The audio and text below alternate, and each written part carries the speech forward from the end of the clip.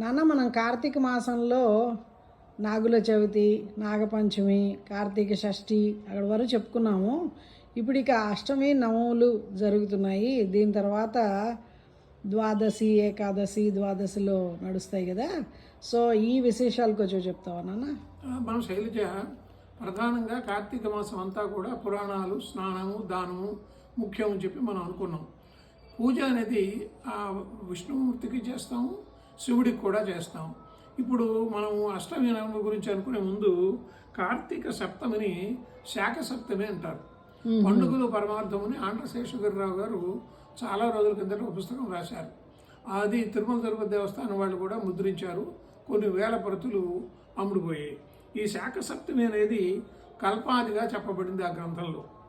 ఈరోజు ఏమిటి అంటే సప్తమి మొదలుకొని దశమి వరకు 4 రోజుల పాటు పయో బిల్వ పద్మ మృణాళ కవరాని గ్రాహ్యాని అన్నాడు. చాలా ఉపవాస దీక్షను చేసుకుంటూ వెళ్ళాలి. మరి అష్టమి రోజు గోపాష్టమి అంటారు. ఇవాళ మనం గోపాష్టమిలో ఉన్నాము. గోపూజ చేయటం చాలా ముఖ్యమైనది.